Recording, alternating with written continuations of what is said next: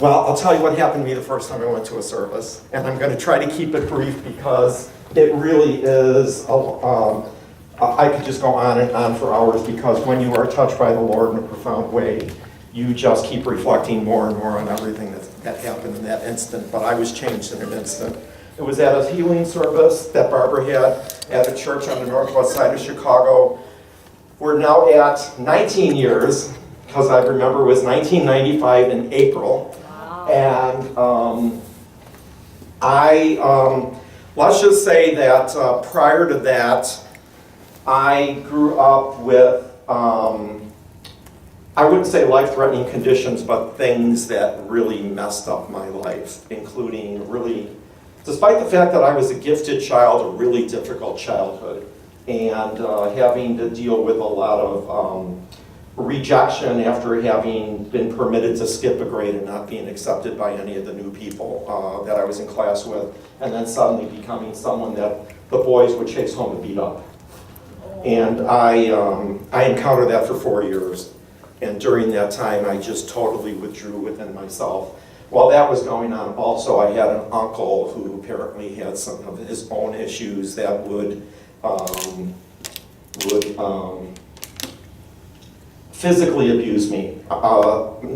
It wasn't sexual, but he was much bigger than me, and he would taunt me and say, "Be a man." And then he would just constantly ridicule me about how I'm always acting like a little girl and I should defend myself. And he would get on top of me and just start slapping me around and punching me to defend myself. And unfortunately, my mother would come to my aid, but it was my father's brother, and he would just pretty much ignore it.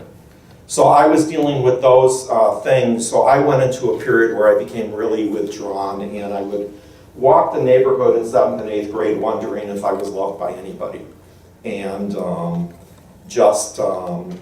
would be frightened to go to school for the fear of being beaten up, was frightened to be called out in class for the fear that if I was called out in class, the kids would start making fun of me. And then that translated into high school, where I went to a really good high school, Fenwick, but by that time the damage had been done, and I just tried to disappear into the woodwork every day in class. And that eventually led to one round of severe depression in graduate school, and then another round of severe depression after I started working. But then on top of that, I also started suffering from really bad allergies, and then had an accident in college, weightlifting, and ended up with chronic back and shoulder and neck problems that wouldn't go away. And now I was working, and I was always in pain because I had a desk job, a computer job, and I was pretty much living on Advil to just try to get through the day, and the medications I was taking for my allergies weren't helping, so I was living a lot of work, missing a lot of work. And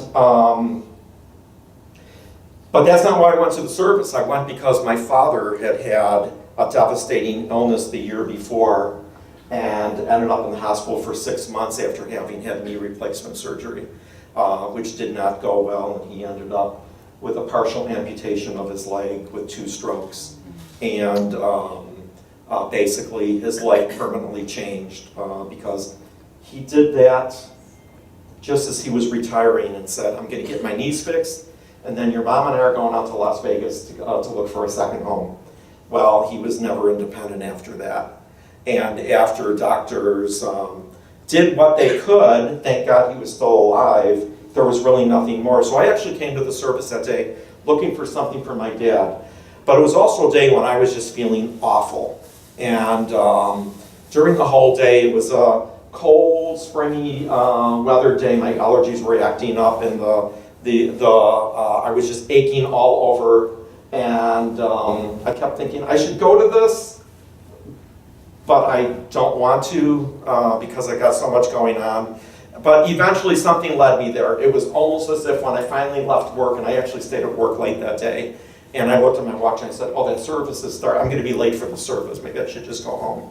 But I got in the car, and it was like the car just The best way I could describe it is the car started driving itself. I absent-mindedly just took the direction towards church rather than home, and I said, well, I think I'm going to church.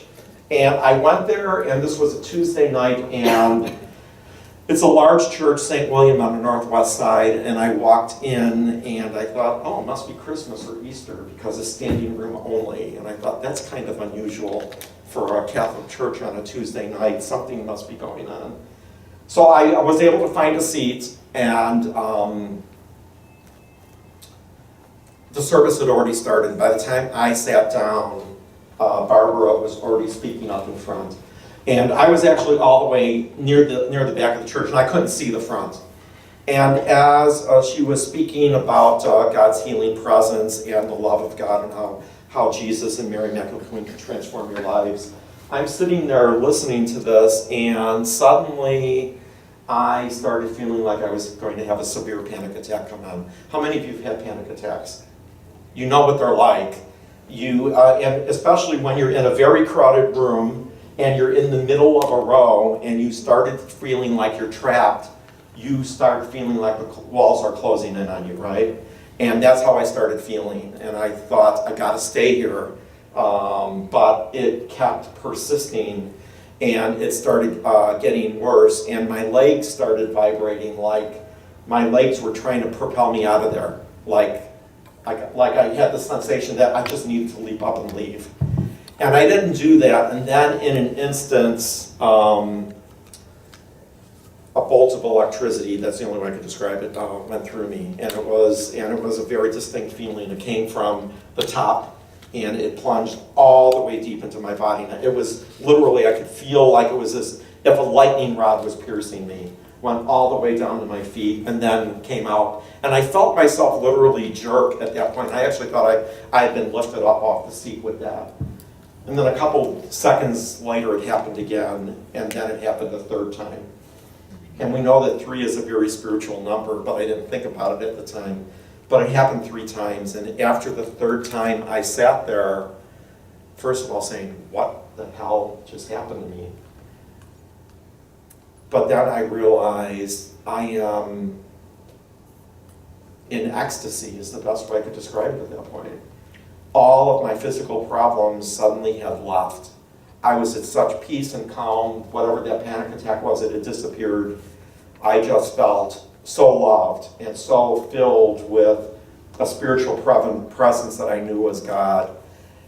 And I just sat there and said, something's just happened, and I don't even know how to explain it, but I know I'm different. And then later on in the service, and a couple minutes later, Barbara started calling out, and some of you who've been to services know this will happen at times when she gets a word of knowledge that somebody's been healed, and said, there's somebody in the audience who's just been healed, please come forward. And I'm looking around, and she says it again, and looking around to see who's going up. And then she says it a third time, and she says, there's somebody in the audience who's got panic attacks, who's got depression, who's got allergies, who's got arthritis. And it was as if she had opened up my medical record and was reading off all of them. That person, please step forward and claim your healing. I didn't step forward. I just looked at this and I kept looking to see who that person was. And I think part of why I didn't step forward was I had held on to these for so long, even though something very profound had happened to me, I didn't think it was me. I thought it was someone else. And then a few people did step forward, and I thought, okay, I guess it was them. But then later on during the service, during the laying on of hands, I stepped forward for more prayer.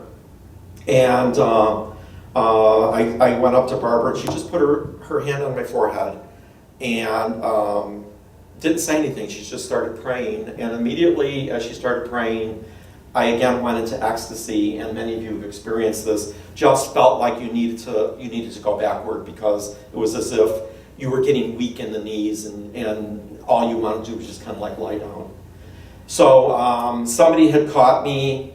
I was down there, but the thing that I remember most is the sensation I went through at that time, which I am positive at this point, because I'm a medical researcher, I'm also a data scientist. And therefore, I think the Lord was telling me, I'm going to give you something that you're not going to be able to explain. As if I already had something I could explain. But in this one, it was just so precise. Because this time, as she prayed over me, she touched my forehead, a little light tingling sensation started going into my forehead, into the center of my head.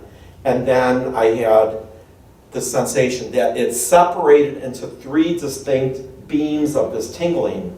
One of which settled in my jaw where I had TMJ. Another one, and my jaw started vibrating. The other one settled in the back of my neck where I was having neck spasms. And the third one settled at the point where I'd had the weightlifting injury. And it was just those 3 very precise areas that were just tingling. Not my whole body, just those 3. And I sat there and it was, there was no way I could explain it.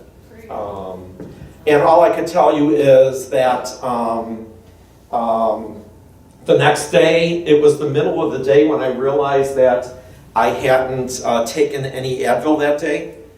And then it was 3 months later when I realized that I still was pretty much pain-free and feeling pretty good, that I decided I needed to explore this more because something very special was here. And that was the start of my journey. By the way, I used to be a wallflower. I came to the services literally for a year, like many of you do, just kind of like coming in and sitting in the back and taking in the prayer, and then eventually God was calling me forward, and here I am up here today. And I'm extremely changed. You know, what I experienced first was the physical healing, but the more important one was the what I will call the spiritual, the personality healing, the mental healing. Over the years, I felt like I'd been put back together piece by piece. And even though those days from my childhood, when I reflect on them, still bring back a lot of pain, I know they're in a place that can't affect me anymore. I recognize them, but I'm able to move beyond them. Otherwise, I wouldn't be able to stand up here right now speaking to you. And just the sense that I know, despite all the rejection that I had in my life, especially when I was young, that I know I'm loved. And that no matter what happens to me, I'm always loved. That I think is really the special experience. So probably many of you are here for physical healings, but maybe some of you are here for other types of healings or just to inquire. And all I can tell you is just take whatever it is that God's giving to you, because it's all good. And if you got healed of something but it wasn't what you were asking for, it's probably what you needed most at that time. And just have faith, because He is healing you at this very minute while you're sitting here. And some know it immediately, some know it years later, but it's all good. Thank you.